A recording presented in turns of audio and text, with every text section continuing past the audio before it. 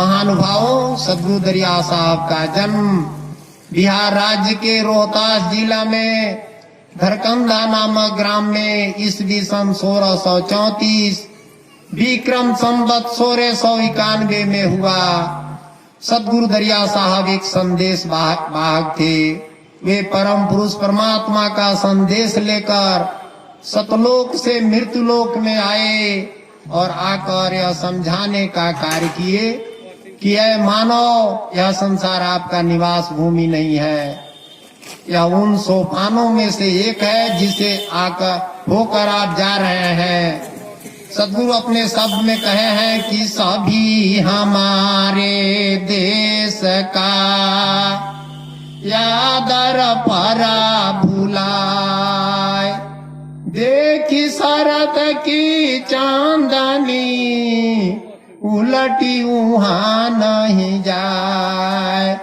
महानुभावों, सदगुरु दरिया साहब कहते हैं कि ऐ मानो, सभी हमारे देश यानी सतलोक के रहने वाले हैं।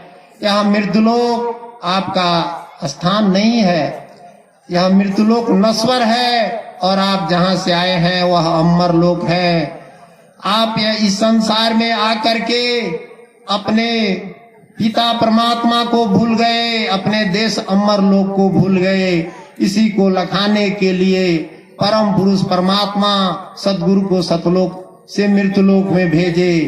महानुभावों, सदगुरु दरिया साहब इस संसार में 18 बार आए हैं। सदगुरु का शब्द है कि 18 जन्म महू चली आए, 4-5 जन्म धरी यह गुण गाए।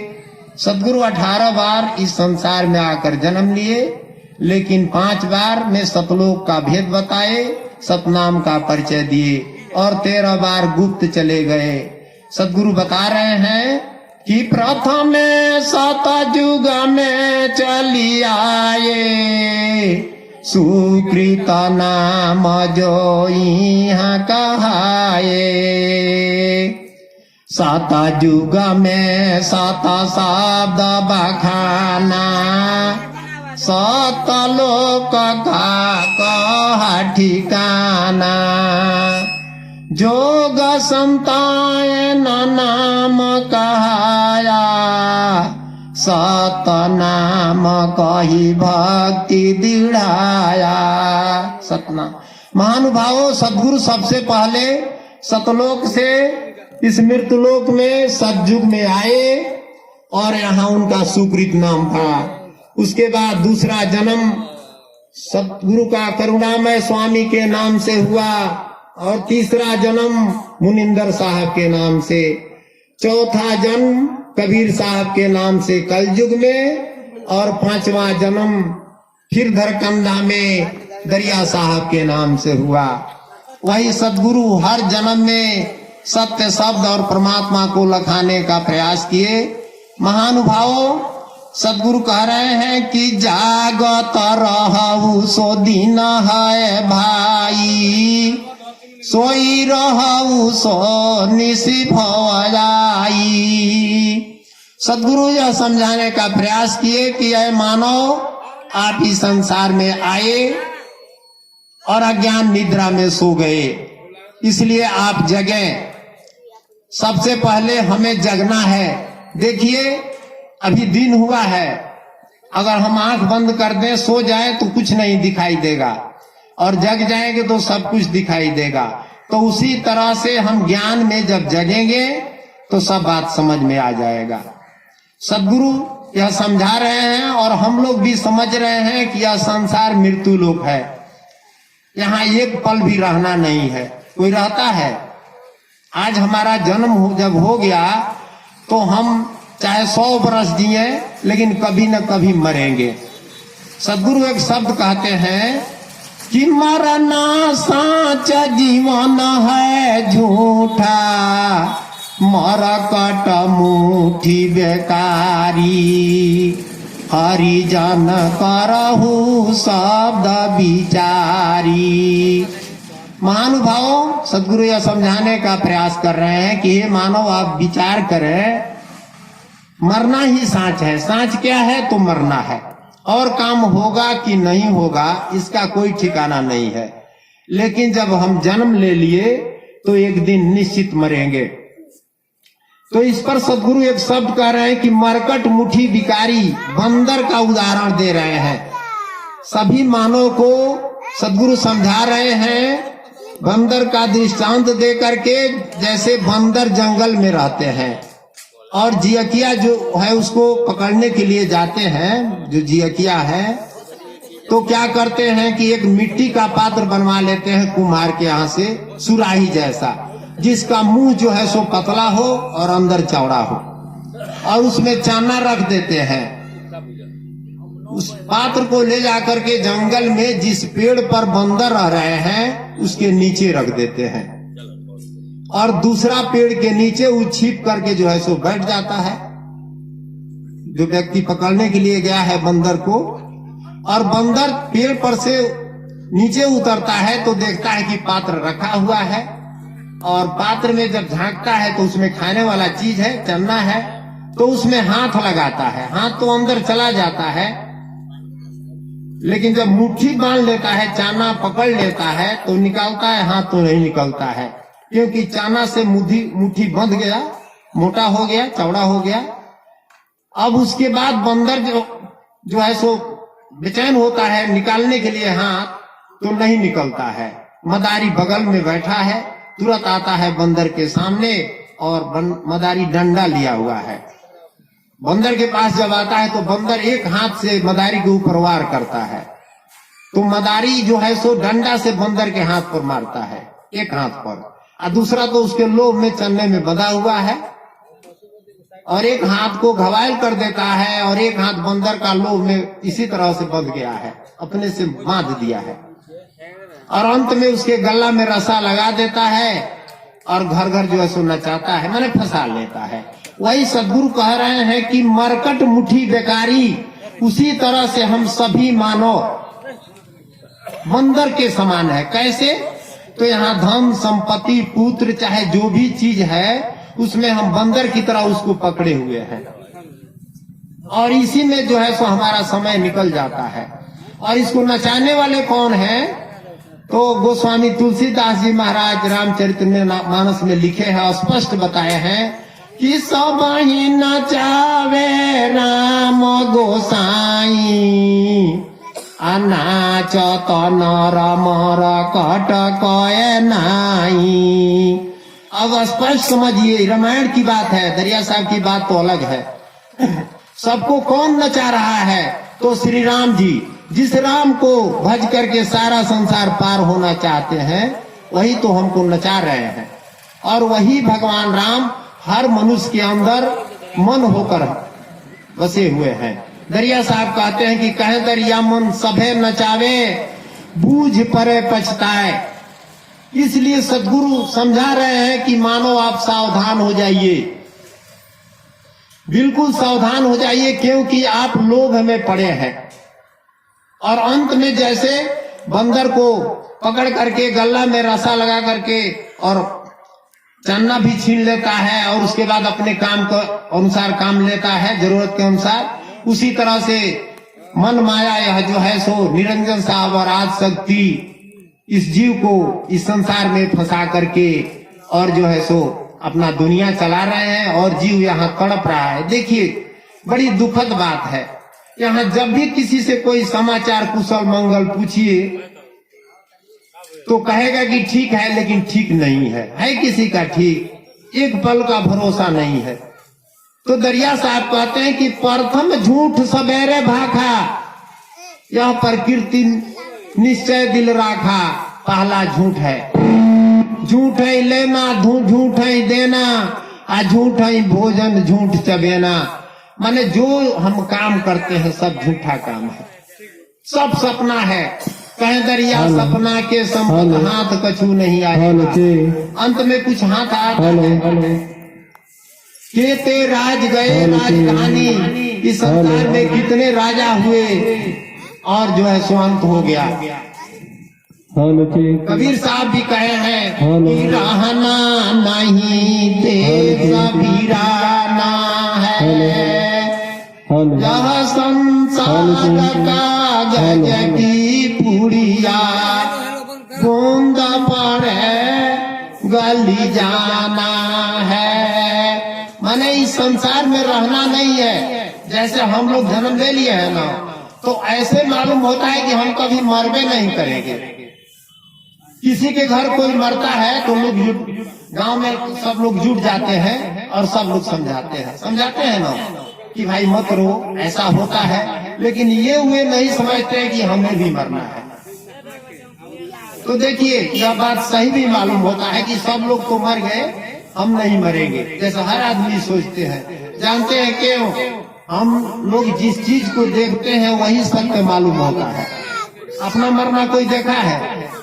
और लोग मर गए तो हम लोग देखे, रो रहे हैं, विलाप कर रहे हैं। हम मरेंगे तो और लोग देखेंगे। तो इसलिए यह संसार नश्वर है, हम सभी जानते हैं। लेकिन फिर संसार में बंदर की तरह भूले हुए हैं लोभ में।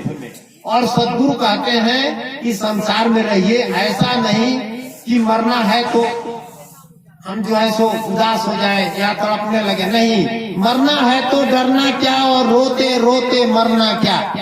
मरना है तो डरने की क्या बात है। कबीर साहब कहते हैं कि अबादू जियत में करायासा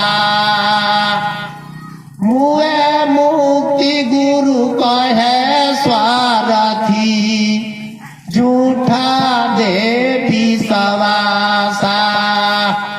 हम जीते जी इस बात को समझ जाएं, इस पर दृढ़ता लिया दें कि एक दिन संसार छूट जाएगा, एक दिन हम मर जाएंगे।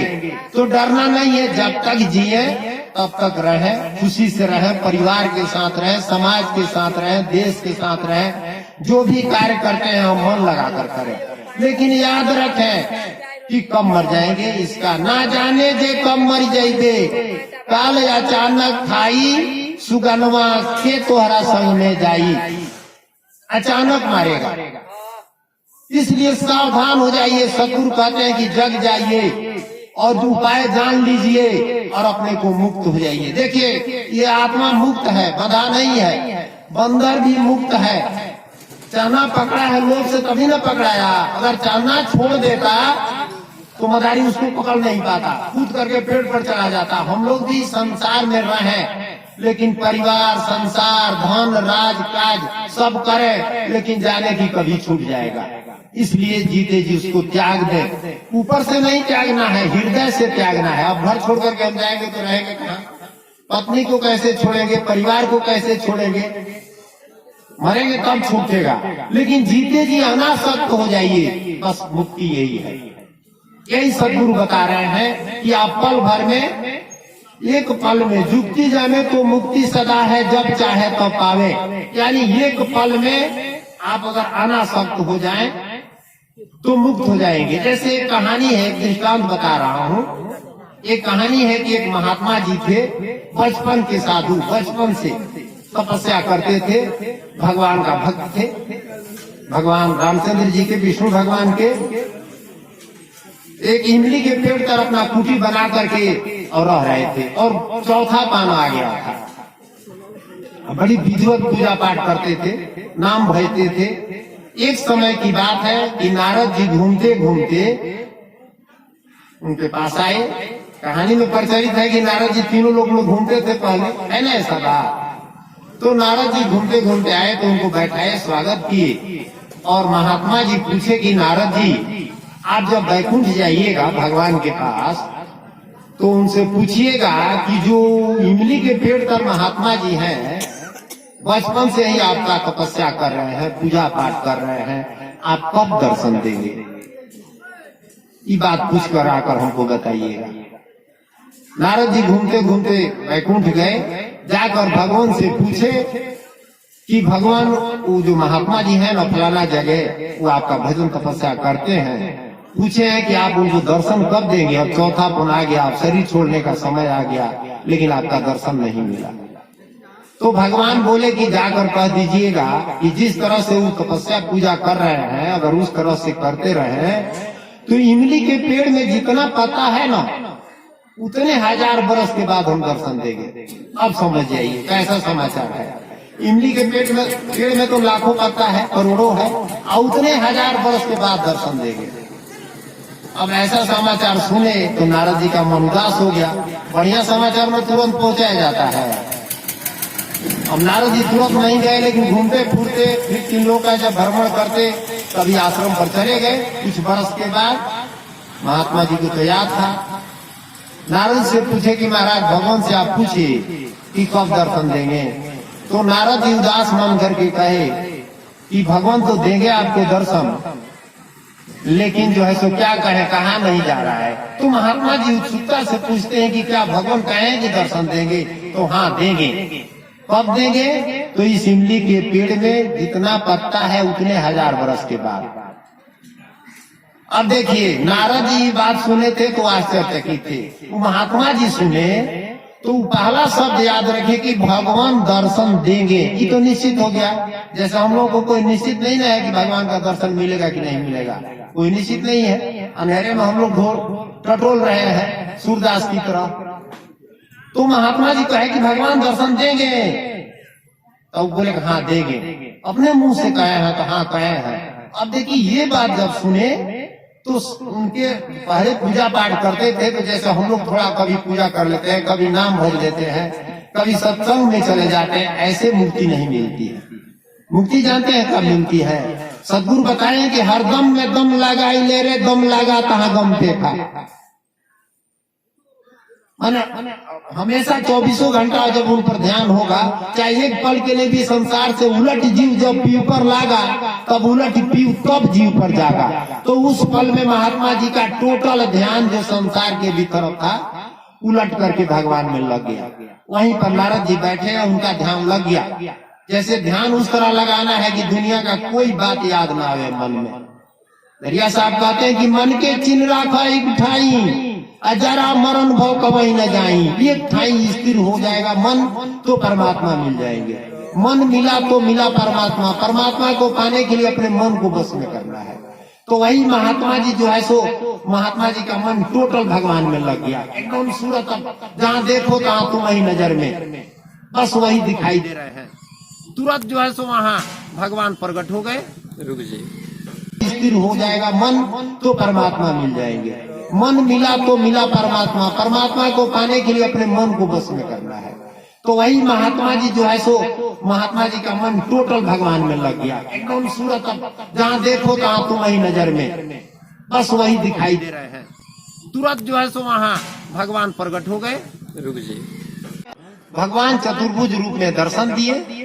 यह देख करके नारद जी भगवान से कहे कि महाराज जब आपको अभी आना था तुरंत, तो हमसे क्यों कहे कि इमली के पेड़ में जितना पत्ता है उतने हजार वर्ष के बाद हम दर्शन देंगे।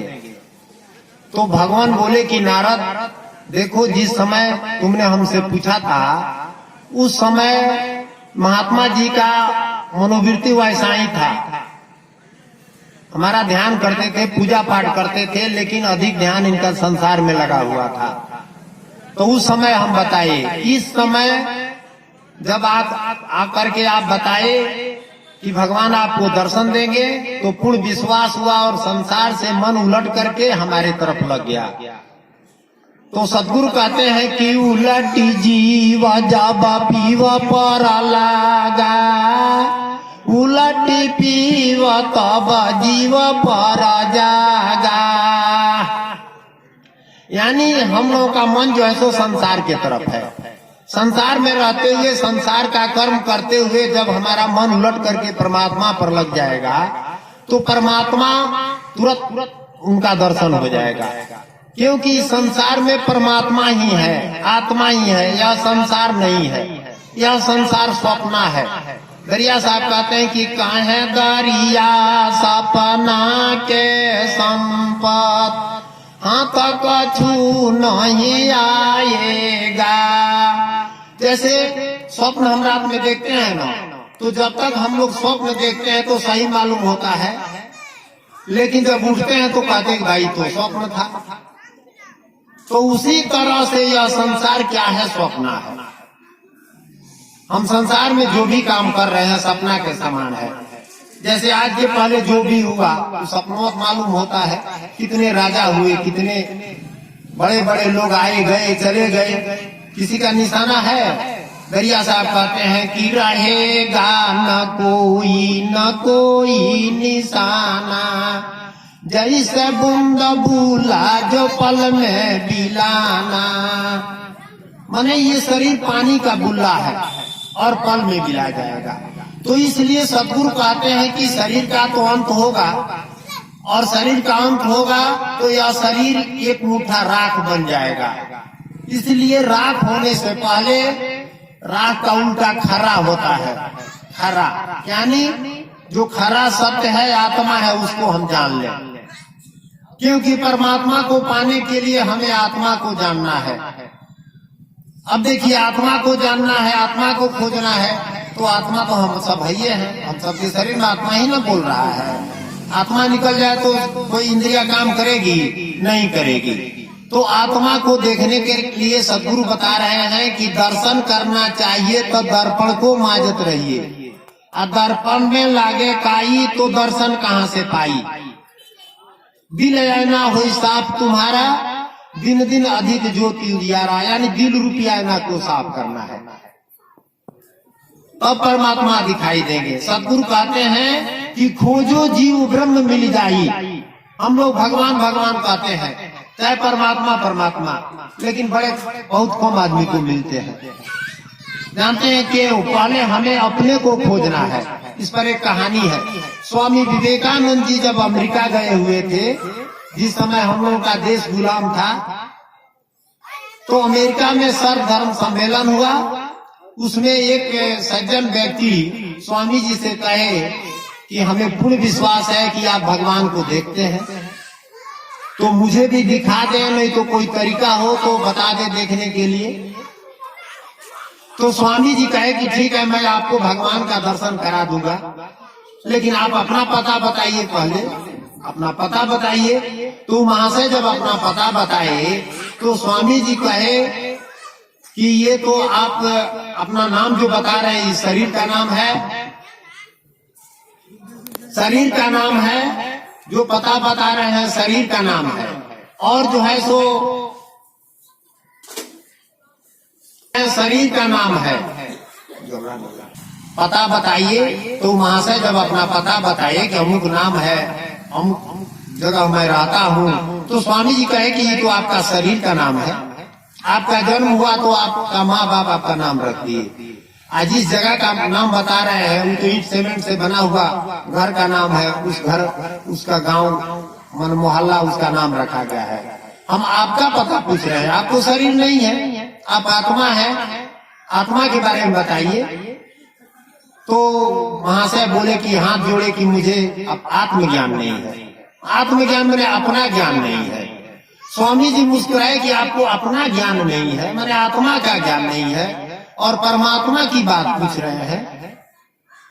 माने परमात्मा का अंश आत्मा है। जैसे गोस्वामी जी लिखे हैं कि ईश्वर अंश जीव अविनाशी, चेतन अमल सहज सुख राक्षी। माने ईश्वर का अंश ही आत्मा है।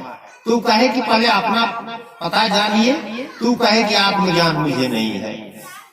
तो स्वामी जी कहे कि पहले अपना पता कीजिए। उसी तरह से हम सभी का, हम लोग भगवान को खोजते हैं, अपना पता नहीं है।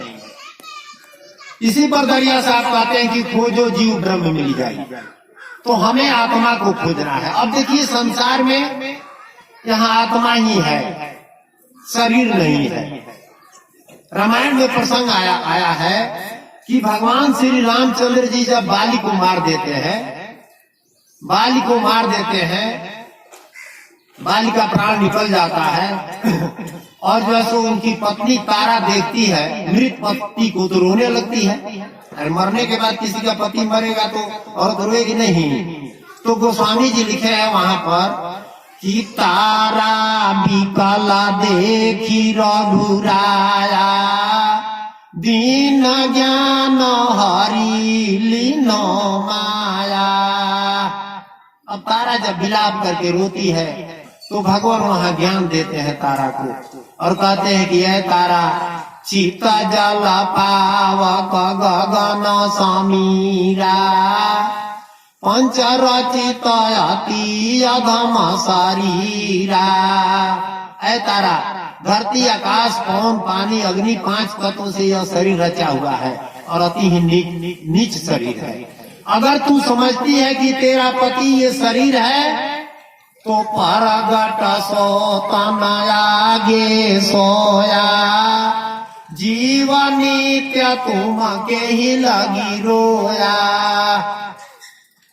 तारा समझा रही है कि अगर तुम्हारा शरीर पति है तो लाश तो पड़ा हुआ था। अगर समझती है कि नहीं ये शरीर पति नहीं है, इसमें आत्मा था, वो था तो नित्य है, तो समझ जाइए कि ये आत्मा नित्य है। हम लोगों का किसी का विनाश हो जाता है तभी आत्मा रहता है, फिर दूसरे शरीर में जाता है, लेकिन दिखाई नहीं पड़ता है। तो हमें आत्मज्ञान प्राप्त करना है। कबीर साहब कहते हैं कि आत्मज्ञान बिना नर भटके, कोई मथुरा कोई काशी, पानी में मीन पियासी, मोहि सुनी सुनी आवे हंसी। यानी आत्मज्ञान प्राप्त करना है, अपना ज्ञान।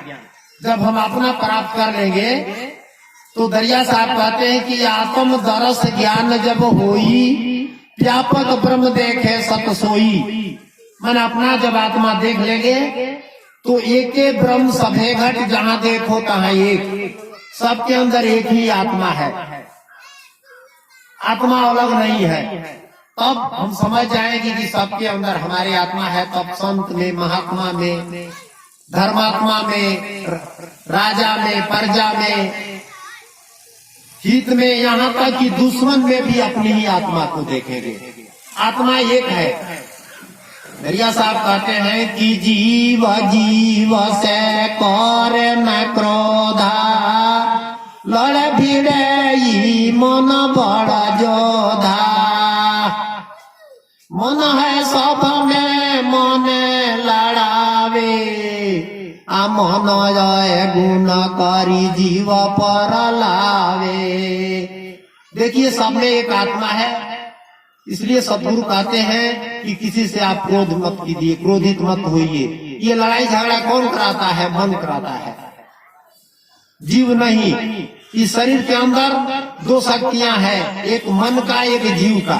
जीव का है सत्य, क्षमा, दया, श्रद्धा, प्रेम, विवेक, विचार, और मन का है काम, क्रोध, लोभ, मोह, तृष्णा, अहंकार। दरिया साहब कहते हैं कि मन मिला तो मिला करता रहा, जो मन मिले दरिया दासा। अगर आपका मन अपने को मिल गया तो परमात्मा मिल जाएंगे।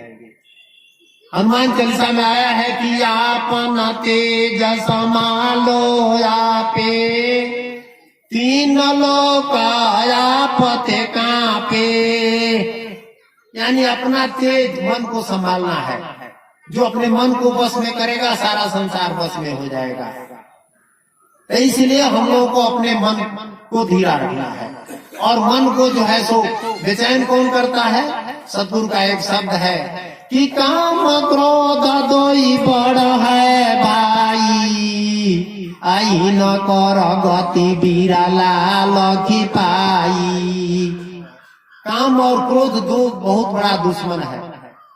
अब काम कहते हैं कामना को, जैसे संसार में किसी चीज की कामना होती है, इच्छा होती है। जैसे मान लीजिए इलेक्शन हो रहा है, हम मुखिया में खड़ा हो गए, चाहे किसी पद पर खड़ा हो गए, अब पूरा ताकतवर है, वर्चस्व है हमारा, पावर है हमारे पास, और हमारा स्वभाव ठीक नहीं है तो जनता हमें वोट नहीं दी, किसी अच्छे व्यक्ति को चुन दिया, तो उसके बाद हम क्या करते हैं? उस अच्छे व्यक्ति को मरवा देते हैं, यही न करते हैं। तो कामना हुआ, अपने में गुण बनाए नहीं पद पाने के लिए, पद पाने के लिए गुण नहीं बनाए और उस पद के लिए लड़ने लगे और अंत में नहीं प्राप्त हुआ। जिसको प्राप्त हुआ हमसे कमजोर है तो उसको मरवा दिए, तो यहाँ पर अधर्म हो गया। एक कहानी है सिंहासन बतीसी का। सिंहासन बतीसी का कहानी है, 2-4 शब्द आप लोगों को सुना रहा हूँ। बड़ी ही मार्के की बात है, इसी पद के लिए, इसी क्रोध पर मन है, समझ में आ जाएगा। राजा विक्रमादित्य एक राजा थे, बड़ा धर्मात्मा। धर्मात्मा राजा थे। उनके राज्य में बड़ी शांति थी। आप लोग उनका नाम सुने होंगे, बड़े परोपकारी थे। उनके राज्य में एक खंडहर था। खंडहर कहते हैं जैसे पुरानी किला हो, किला गिर गया हो और टीला बना हो, बहुत पहले की। तो उस खंडहर में भेड़ बकरी चरवाहा सब चराते थे। एक दिन की बात है, एक चरवाहा एक टीले पर चढ़ा, जैसे ऊंचा था। जब उस पर चढ़ा तो वह विद्वान की भूमिका निभाने लगा। माने उस जगह में क्या खूबी था, उस पर चढ़ा तो वो पढ़ा लिखा नहीं था, गंवार मूर्ख था, लेकिन एकदम विद्वान बन गया, वेद पुराण शास्त्र की बात कहने लगा। जब नीचे उतरा, दूसरा चरवाहा चढ़ा, उसके अंदर भी वैसा ही ज्ञान हो गया। पारापारी करके अनेकों चरवाहे उस पर चढ़े और उतरे। जो भी उस पर जाता था पूर्ण विद्वान बन जाता था, और नीचे उतरता था ज्ञान खत्म हो जाता था। उस समय राजा भोज का राज था। राजा भोज का राज था। ये कहानी है विक्रमादित्य का, लेकिन राज था भोज का। विक्रमादित्य मर चुके थे, उनके बाद की बात है। तो ये खबर राजा भोज के पास पहुंची। हलचल हो गया राज्य में कि खंडहर में एक टीला है, उस पर जो भी बैठता है विद्वान बन जाता है। राजा भोज जो है सो भेजे अपने सिपाही को, जांच करने वाले को। वहां जब जांच किया गया तो विद्वान लोग बताए, और लोग भी उस पर चढ़े जांचने वाले, तो भी विद्वान बन जाते थे और उतरते थे तो जैसा का तैसा। तो वहां के लोग बताए कि इस जगह की खुदाई किया जाए, इसके अंदर कोई वस्तु है जिसके चलते ही प्रभावित हो रहा है। तो उसका खुदाई कराया गया। जब पूरा खुदवाया गया तो वहां एक सिंहासन निकला, स्वर्ण सिंहासन, जो दब गया था उस खंडहर में। जैसे मान लीजिए जैसे भूकंप आता है ना, उसी दिन अभी आया था नेपाल में कि कहाँ कहाँ। तो उसी तरह से किसी कारणवश सिंहासन वहां दब गया था, किसी को पता नहीं था, टीला बन गया था। सिंहासन को निकाला गया, उसको धुलाया गया, और एक दिन निश्चित हुआ कि इस दिन को पूरे गाजे बाजे के साथ उसका पूजा होगा और इस पर राजा भोज बैठेंगे। जब सिंहासन है तो रजे न बैठेंगे, दूसरा तो कोई नहीं बैठेगा। सोने का सिंहासन था। जब उसका समय हुआ तो पूरे राज्य के लोग इकट्ठा हुए, पूजा पाठ हुआ, और राजा जो है सो उस सिंहासन पर बैठने के लिए जा रहे हैं। राजा सिंहासन पर बैठने के लिए जा रहे हैं, एक पैर उठाए रखने के लिए, तब तक उस सिंहासन में 32 पुतली जड़ी थी।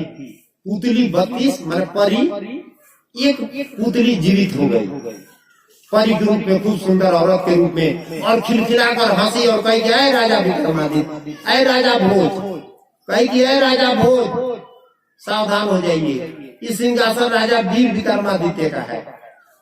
अगर उनके जैसा गुण हो तो आप इस सिंहासन पर बैठना, नहीं तो तुरंत जल कर राख हो जाओगे। ऐसा बात जब सुने, डांट कर बोली, ऐसा बात जब सुने तो पैर पाछे खींच लिए। मरने से तो सब लोग न डरते हैं। सदगुरु कहते हैं कि मरने से सब डरत है, मरते देखा जहान। मरना एक ऐसा शब्द है जी, बड़ा बड़ा वीर विद्वान हड़कप जाते हैं। तो राजा तुरंत पैर खींच लिए और कहे कि बताओ जो है सो कौन सा गुण था उनमें। तो उनके गुण की चर्चा की। कहानी बहुत बड़ा है, यहाँ सिंहासन बतीसी नहीं कहना है, दरिया साहब के सिद्धांत को रखना है, ठीक ना। तो जो है सो वह एक कहानी सुनाई, कहानी लंबा चौड़ा है, छोड़िए हम लोग को रहस्य की मतलब है। कहानी सुनाई और कही कि ऐसा अगर गुण हो तो आप जो है सो इस सिंहासन पर बैठिए। तो विक्रमादित्य जैसा गुण राजा भोज में नहीं था। तो कहे कि नहीं, ऐसा हमें गुण नहीं है। तो उस दिन सब लोग चले गए। अब दूसरे दिन फिर जो है सो राजा भोज चाहते हैं सिंहासन पर बैठने के लिए, फिर जा रहे हैं बैठने के लिए। फिर दूसरी पुतली जीवित होती है और दूसरी कहानी सुनाती है, डांट कर बोलती है कि आप समझ नहीं रहे हैं। दूसरा गुण जो है सो हम बता रहे हैं। तो दूसरा बताई। इसी तरह से 32 पुतली जो है सो 32 गुण बताई, और राजा भोज अपना एक भी गुण नहीं पाए, और जो है सो सिंहासन पर नहीं बैठे। उसके बाद सिंहासन का पूजा होने लगा, ठीक ना, पूजा होने लगा। तो उसी तरह से याद रखिए, हम लोग भक्त हैं ना, हम लोग भक्त हैं, संत हैं, हम भक्त बन गए। अब हम अपने प्रवचन को विराम देंगे, अब साहब जाएंगे, लेकिन 2-4 मिनट और सुन लीजिए, कहानी का निष्कर्ष हम बता दें। उसी तरह से कुर्सी का कीमत होता है। जैसे जज का कुर्सी है, उस पर कोई गंवार बैठ जाए तो उसको चला पाएगा। मास्टर की कुर्सी है, कोई बैठ जाए तो होगा। शिक्षक बहाल होते हैं, जाइए पढ़ाने को ढंग नहीं आता है, तो कैसे लड़के होते हैं। उसी तरह से ये संत का कुर्सी है, जो है कपड़ा मिल गया संत का, भक्त का है, सब कुर्सी है। चाहे जिस पद पर हो, आप हल चला रहे हैं, वो भी एक कुर्सी है। अगर ढंग नहीं है तो पहले लोग बैल से खेत जोते थे, घोड़े काट देते थे। तो कहने का मतलब है कि जो भी पद आपको मिला है, उस पद का, उस पर चलना है। दरिया साहब कहते हैं कि सीढ़ी छुड़े तो जाए बुहाई, ताके लोग लिखा नहीं भाई, सब सुकृत के सीढ़ी पगडे उतर जाए भौपार। देखिए, सावधान हो जाइए, हम चाहे भक्त हो या संत हो, सतगुरु के पद पर अगर नहीं चलेंगे तो संत और भक्त बनने से कोई फायदा नहीं होगा। इसलिए सत्संग में जाने से कोई फायदा नहीं होगा। सतगुरु दरिया साहब कहते हैं कि आप जो है सब शब्द का सुमरन कीजिए और सतगुरु के कहे अनुसार शब्द पर चलिए। ऐसे नहीं कि हम सतनाम पर ध्यान दें और सत्य को समझे नहीं। इन्हीं शब्दों के साथ हम अपने वाणी को विराम देते हैं। साहब सतना।